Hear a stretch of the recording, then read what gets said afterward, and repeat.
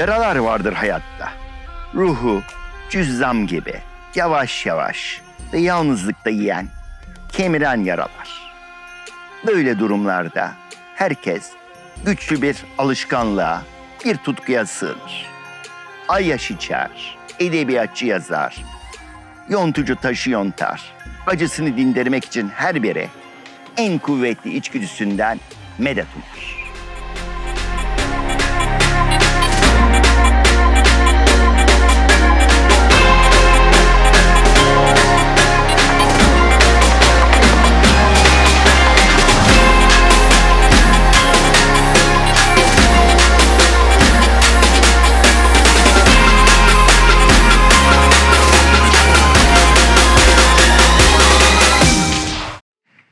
Bu alıntı İranlı yazar Sadık Hidayet'ten, Kör Baykuş. Peki neden böyle bir alıntıyla başladım? İzah edeyim. Şimdi her şeyden önce insan ne? İnsan sosyal bir hayvan. Sosyolojik, antropolojik tanımı bu. Şimdi sokağa çıkıyorsunuz, bakıyorsunuz. Bazı insanlar böyle kuvvetli, kudretli, devletli, imtiyazlı, zengin. Onlara diyorsunuz ki ah işte keşke ben de böyle olsam. Diğerleri de bazıları da gerçekten fakir, gariban. O sizin çok ah ben de böyle olsam dediğiniz insanların bile içlerinde kim bilir ne gibi yaralar vardır. Bu yaralar yılların oluşturduğu, artık bazıları kabuk bağlamış, bazıları hala kanayan yaralardır. Bazıları çocukluktan gelir. Bazıları yaptıkları işten, geçmişlerinden, ilişkilerinden gelir. Çünkü hani Jean-Paul Sartre'ın bir lafı var, cehennem başkalarıdır diyor. Gerçekten insan kendi doğasından ve özgürlüğünden ödün veriyor sosyal hayatta.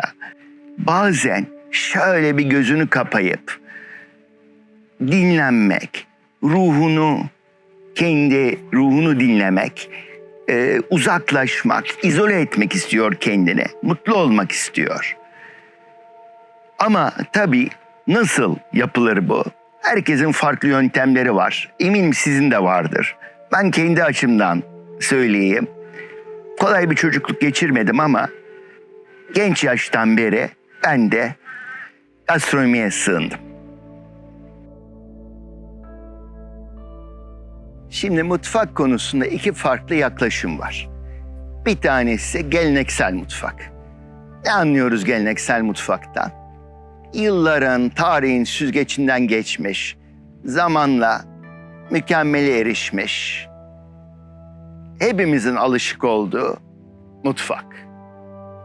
Bir de şimdi yerli malzemeleri ve geleneksel fikirleri kullanarak, yani geleneksel mutfaktan yola çıkarak onu yeni bir şekilde yorumlayan, değişik teknikler uygulayan bir mutfak var. Buna da modern mutfak diyelim. Şimdi buna göre insanlar gereksizlere kamplaşıyor. Hangisi iyidir diye. Yani ikisinin de iyisi var, kötüsü var. İyisi ikisinin de çok iyi. O açıdan bana göre bu ikisi eşit değerde. Şimdi bugün size geleneksel mutfakta Karadeniz pidesinden başlamak istiyorum. Geleneksel mutfağın güzel bir örneğinden. Şimdi Karadeniz pidesi diyoruz. Benim çok merak ettiğim bir husus var. Nasıl oluyor da pizza bizim ülkede bu kadar popüler hale geldi? Şimdi bu pizza tabii ki İtalya'ya ait. Özellikle Napoli'de inanılmaz pizza ustaları var. Bunlar belki 40 senede yetişiyor.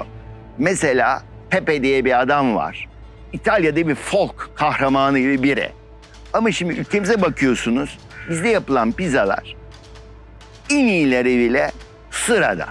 Sıradan malzemeli yapılıyor ama insanlar pideyi tercih ediyor. Niye tercih ediyor bilmiyorum. Daha renkli diye mi yoksa mekandan dolayı mı? Hani mekanlar biraz daha lüks diye mi falan onu anlayamıyorum.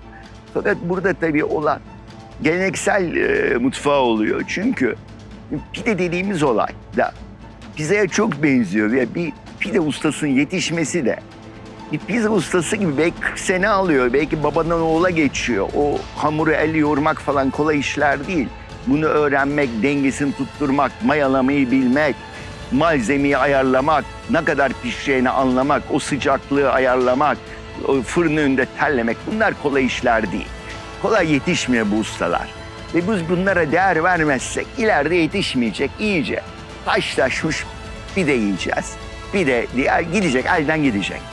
Şimdi o yüzden ben bugün size gerçek Karadeniz pidesi göstermek istiyorum.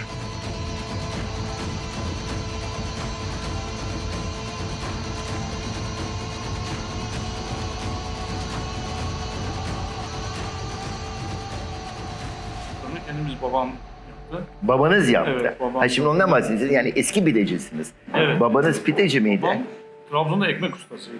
Oo. Ekmekçi. Aynı şey yani, Aynı, evet. aynı sektörden. Hamurlu. Hamurlan. Ondan sonra fırın da yapabiliyor. Burayı yaptı. Daha önceki başka fırınlar da yaptı yine. Evet. Bunu beraber yaptık. Vay canına ya. Ama Tebrik ederim. Ya, inanılmaz bir şey. Gerçekten burada kendiniz ya. Kendiniz yaptınız. Muazzam bir şey. her bir de aynı yerde pişmez. Enteresan.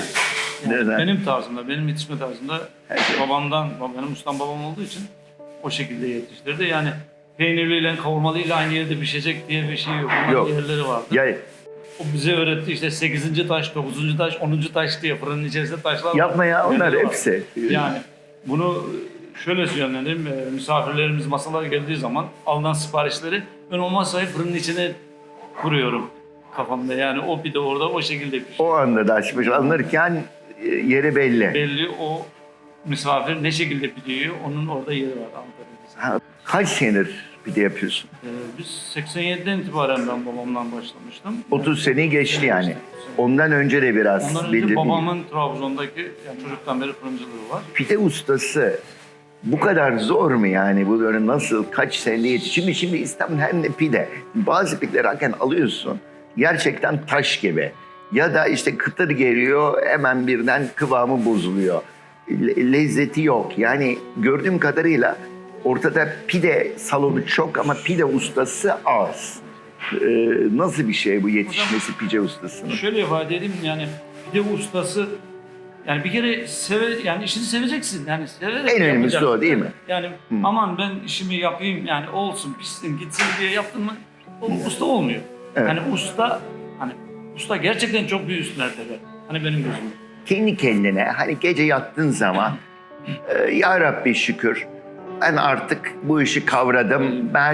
Ben artık kendime güveniyorum, ustayım. Ne kadar zaman aldı? 5 sene en az bir 5 sene bir fiil ocağın yanında, ocağın çevresinde çalışacak ki ondan sonra 5 sene, 6 sene sonra fırının önüne geçebilme mertebesine gelsin. Ondan sonra ne kadar zaman alır? 5 sene, 6 senede ancak fırının önüne, ondan sonraki kendi şeyine Şu kalmış. kahve. Yani. Sen ne kadar oldu? Yani kaç senede dedin Ben- yani? 2000 yılı itibariyle ustalık yapıyorum. Ben Yani, ilk ustalıkta... yani bir 13-14 sene aldı yani. Evet, evet. Yani ülkemizde değerli pide ustaları var. Ama o nesilden sonra ne olacak? Şimdi yerine yenileri geliyor mu? Mesela sizin iyi bir çırağınız var mı? Hani ben bu yola baş koydum diye çalışacak arkadaşlar pek olmuyor. Yani şimdi Demek İnşallah olacaktır ama yani zorluğu da yok gerçi öğrendikten sonra ama Vazgeçiyorlar. öğrenme aşamasında kısa vadede hadi ya. vazgeçiyor. Yani Daha kolay vazgeçiyorlar. işler, daha rahat işler, daha kısa süreçli işleri peşleniyor. Yapma ya. Çok iyi bir haber değil bu Bizim- yani. Hani bizim Karadeniz pidesinin, Evet. Karadeniz Trabzon pidesinin ustası yani şu anlarda hemen hemen sonları gibiyiz. Ama inşallah yetiştireceğiz gelirse. Ya bu yani ne bileyim milli Çok bir iç açıcı hazinemizi değil. kaybetmek olur yani. İç açıcı değil. Olacak iş değil.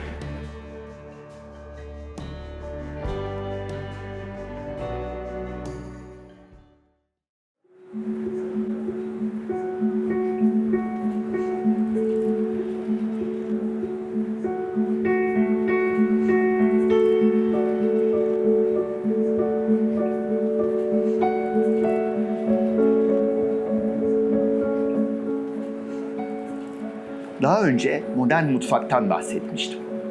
Bu mutfağın başarılı şeflerinden biri de Maksut Aşkar.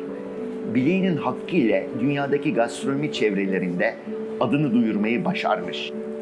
Şimdi Maksut'ta hoşuma giden bir şey var. O da şu.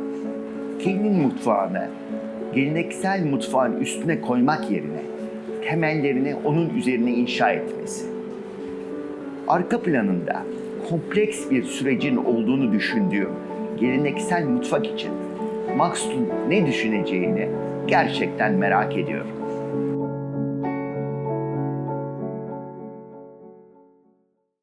Bismillahirrahmanirrahim. Hayırlı olsun. Hoş geldiniz. Yardımcım olsun. Abi cümlemize Allah hepimizin yardımcısı.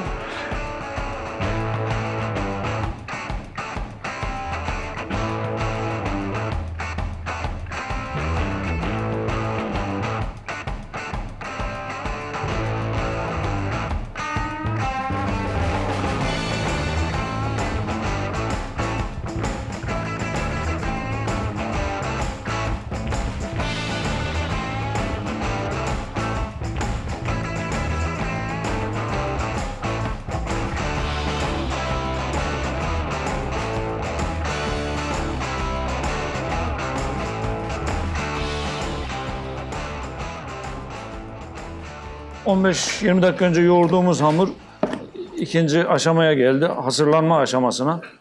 Hamuru hazırlayıp yine dinlendirmeye, mayalamaya bırakacağız.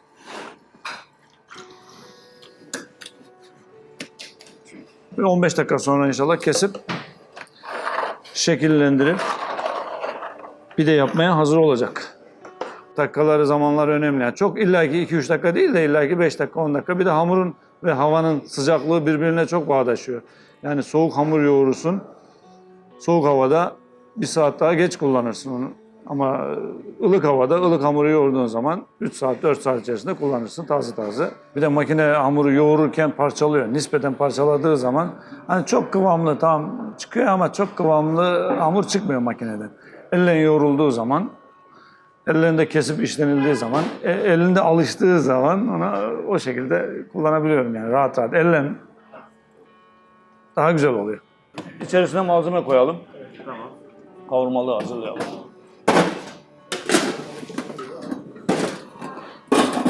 Bunu Vedat Hoca'ya siz kendi elinizle hazırlıyorsunuz. Tamam. Alabilirsin, avucun aldığı kadar olsun. Biz Karadenizliler yedirir doyururuz yani. Güzel. Şöyle kenara doğru taşırsa, çünkü ortası bana doğru. Şöyle. Şöyle biraz bana doğru, bana doğru. Anladım. Kapatacağız ya, oradan yandan kapatacağımız için kapatalım. Tam eşit gelecek şekilde. Parmak uçlarımızla beraber öpüştürelim. Sağlam, sağlam, sağlam, sağlam. Korkmadan hamur sağlam. Komplesini. Ondan sonra elimizin tabanıyla sıfırlayalım yine. Aynen, aynen, aynen, aynen. Ben hiçbir çırağı böyle söylememiştim, emin ol doktorum sana. Hatta kardeşim, çünkü babam bile böyle öğretmedi. Tüm şeyleri başlarım işte. Şöyle alıp kendinize çevirelim. Şöyle alıp. Aynen, kendimize çevirelim. Şimdi aynı istikamet tersi. Hayır, bana doğru. Heh. İçe doğru, içe doğru. Size doğru yaptığınız zaman ucu kuru kalır, yanar içeride. Böyle olduğu zaman İyi mi şimdi? 10 numara. Yıldızı piştikten sonra. Şimdi sırada bulamacını sürüyorsunuz. Üzerindeki unu ve yanmaması için. Ondan sonra özel hayatına karışmıyoruz zaten. İlk pidemizi attığımız zaman nispeten ateşe yakın atarız ki yani rengini almasını, yani renk olayını ilk ateşe yakın atarız. Ondan sonra yani ateşe yakın sonra pişsin diye, aynen. içindeki hamur pişsin diye. Kıvamını çeksin, pişsin diye nispeten koltuk tabir ettiğimiz yani koltuğa atarız. Evet. İşte 3 dakika, 4 dakika ateşe yakın bölümde bekletiyorsun. Ondan sonra 4 dakika orta bölümü alıyorsun. Bir 4 dakikada sonra aldığın zaman ne yapıyor? 12 dakikada. İşte eğer müşteri şöyle 50'nin altındaysa yaşı o çıtır yer, gevrek yer. Ama 50'nin üstündeyse o 3. 4 dakikada çıkarıyorsun. Eyvallah, anladım. Yani Peki, şey soracağım. Bazen mesela dibi yanıyor, taş Altı çok yanıyor. ısınmış Doğrudur. oluyor. O ne noktada oluyor? o yanma sebebi taş çok ısındı mı üst kapak kapalı olduğu zaman içeriye atmış olduğun odun yanıyor içeride. Ne yapıyor? Tavı alta veriyor. Ha, Tava alta veriyor, tabağına veriyor. Bu sefer altı yanar. Anladım. Bir de şu yani yarıya yakın olan yerler genelde tavlıdır yani. Anladım. Ondan olur. Yani. Onu herhalde silerek yapıyorsunuz. Aha, siliyoruz, ondan sonra yağlayıp servise hazır konuma geliyor.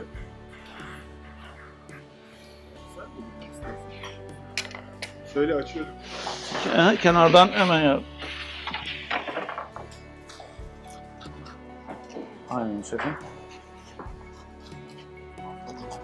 Yo, aha, çok güzel. Aynen. O eller azıcık yanması lazım.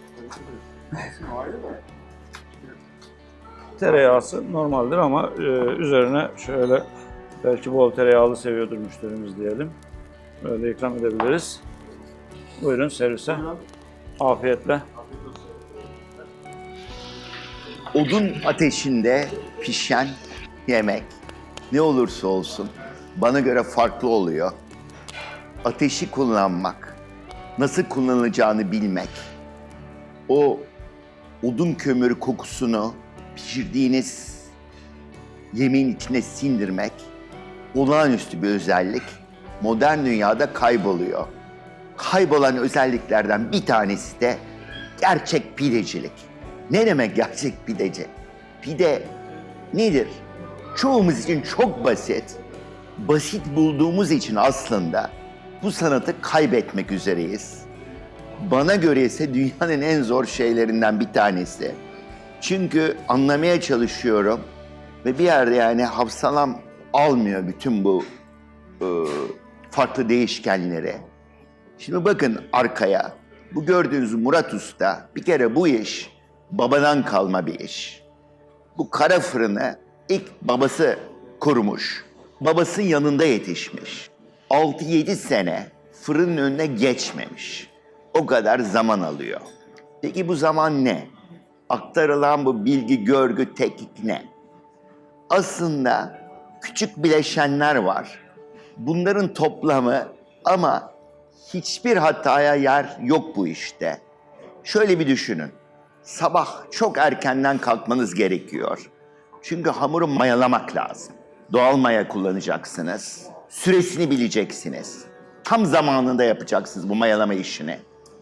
Ondan sonra çok önemli olan bir değişken var. Elle yapacaksınız. Hamuru elle açmanız gerekiyor. Ondan sonra şu fırını kullanmak. Basit gözüküyor ama o fırının bir kere taşları çok önemli tabii. Her pideyi kürekle böyle farklı farklı taşlara yerleştiriyorsunuz. Ve onun süresini ayarlayacaksınız. Doğru odun kullanacaksınız. Kalınlığı, yoğunluğu da doğru ayarlamak çok önemli pideyi. Zamanı çok mühim. Kıtırlaşacak ama yanmayacak tabii ki. Lezzetli olacak.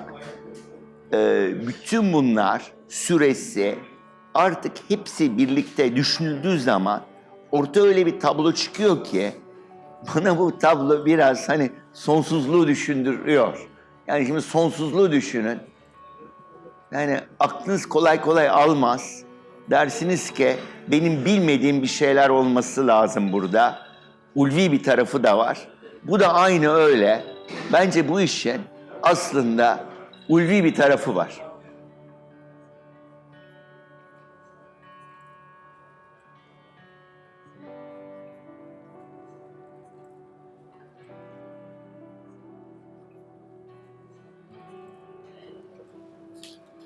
Yumurta sarısı seviyor musun?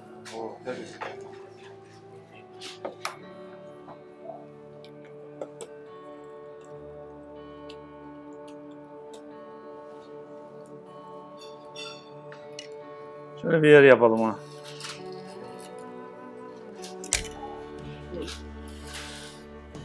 Tamam mı? Afiyet olsun. Üniversite yıllarında ve İtalyan restoranının barında çalışıyordum. O dönem bize bir Hızır Usta geldi. Hızır Usta Rizeli. Pidecide başlıyor. Sonra bir Amerikan pizzacısında devam ediyor. En son kendini bir İtalyan pizzacısında buluyor. O dönemlerde ben o kadar çok meraklıydım ki mutfakla alakam yoktu. Boş vakitlerimde Hızır Usta'dan bana hamur açmasını öğretmesini, nasıl malzemeyi fırına atacağımı, her şeyi öğretmesini isterdim. Ama bu hiçbir zaman beni profesyonel bir noktaya taşıyacak anlamına da gelmiyordu. Sadece merak edip, dinamiklerini öğrenip bunu anlayabilmekti. Keza şimdi de var olan restoranımda 4 sene önce ilk aldığımızda orada bir taş fırın vardı. Ve o taş fırında açıkçası bir şeyler pişirebiliyor olmak beni inanılmaz çekindiriyordu. Çünkü gerçekten bir ustalık, deneyim, yıllar gerektiren, bilgi birikimi gerektiren bir iş. Ya bir ustaya sahip olmalıydım ya da elimi hiç bulaştırmamalıydım. Bu yüzden bir sene orada durdu ve bir sene sonra o fırını kaldırdık. Hep beraber her aşamasını yaptık, gördük. O hamuru işleyebilmek ve o hamuru anlayabilmek, ısısı, sıcaklığı, ortamın sıcaklığı, hamurun dokusu, yoğunluğu, reçete yok her şeyden önce. Her şeyi göz kararı hissederek anlıyor. Bunu yapabilmek için bunu iş olarak değil, gerçek anlamda hayatının bir parçası olarak kabul etmesi gerekiyor ki nitekim ustam da aynı şekilde böyle yaşıyor. Düşünsenize beni taş fırının başına bile almadı çünkü o da 6 sene beklemiş o fırının başına geçebilmek için. Haftanın 7 günü açız. Sadece Ramazan'la ve bayram tatillerinde kapalıyız. Seviyoruz işimizi, sevdiğimiz için başka yani sevgimizden kaynaklanan güzelleşmesi. Çok da altında, zeminde çok arayacak bir şey yok. Yani severek yaptığımız zaten güzel olur. Güzelliği o.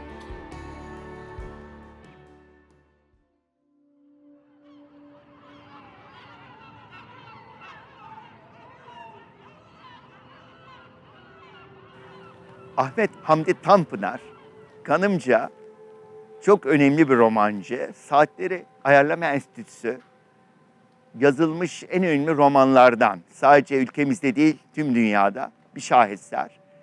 Şimdi orada Ahmet Hamdi Tanpınar hayatın her alanında taklitçiliği ve yüzeyselliği eleştiriyor. Karakterlerden bir tanesi Doktor Ramiz. Doktor Ramiz Viyana'da psikanaliz okumuş, Freudcu ama tam anlamamış okuduklarını, yarı özümsemiş, ülkemize geliyor, iyi satıyor kendini, karşısına bir hasta çıkıyor, aslında hasta diye adam neyse, ona bir teşhis koyuyor, belli bir şablona göre, o teşhise göre onun belli rüyaları görmesi lazım. Ama adamcağız o rüyaları görmüyor. Bunun üzerine Doktor Ramiz yazıyor bir kağıda, veriyor adama. Sen bu rüyaları göreceksin diye.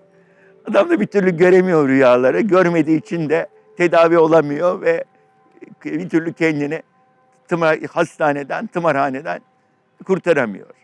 Şimdi bu taklitçilik ve yüzeysel gastronomide karşımıza çıkıyor. Hem de çok güçlü bir biçimde. Şöyle ki bizim gördüğünüz yani çok önemli değerlerimiz var. Küçük gördüğümüz. Bu değerler arasında çok ciddi bir zanaatkar olan diyeceğim Murat Usta'yı gördük. Yaptığı işin ne kadar zor olduğunu gördük. Şimdi onunla modern bir şef olan Maksut Aşkar'ın karşılaşması çok önemli. Önemli çünkü Maksut Şef de gelenekten yararlanıyor, onu küçümsemeyen bir şef. Ve buraya kendi iyi bilmediği işi bir ustadan öğrenmek için geldi, ilham kaynağı almak için geldi. Şimdi bu ikisinin etkileşiminden ortaya çok güzel bir sentez çıkabilir. Şimdi bizde sorun şu aslında, çok kabiliyetli genç şef adaylarımız var. Gastronomi okuyorlar. Fakat bunların pek çoğu, hepsi demiyorum ama pek çoğu, anlamadığım bir nedenle trend olan yabancı şeflere özeniyor. Bunlar daha çok ödüllü şefler. Onların pişirdiği yemekleri tatmamışlar. O lokmalar bu bizim genç şeflerin belliğine ve damağına ve ruhuna diyeceğim kazınmamış. Onun üzerine anlamadıkları bir mutfak üzerine kendi stillerini inşa etmeye çalışıyorlar. Şimdi bu olmuyor. Halbuki öte taraftan inanılmaz bir gelenek var. Ülkemizde hamur açma, ateş kullanma ve ateşin derecesini ayarlama, fermantasyon şu anda çok önemli. Bu gibi konularda uzmanlaşmış ama son derece mütevazi büyük ustalar var. Diyorum ki bunlar üstüne bir mutfak inşa edilse, bu genç şeflerimiz kendi stillerini bu gelenekten yola çıkarak onun üzerine bir şeyler ekleyerek yaratsa ne güzel olur değil mi?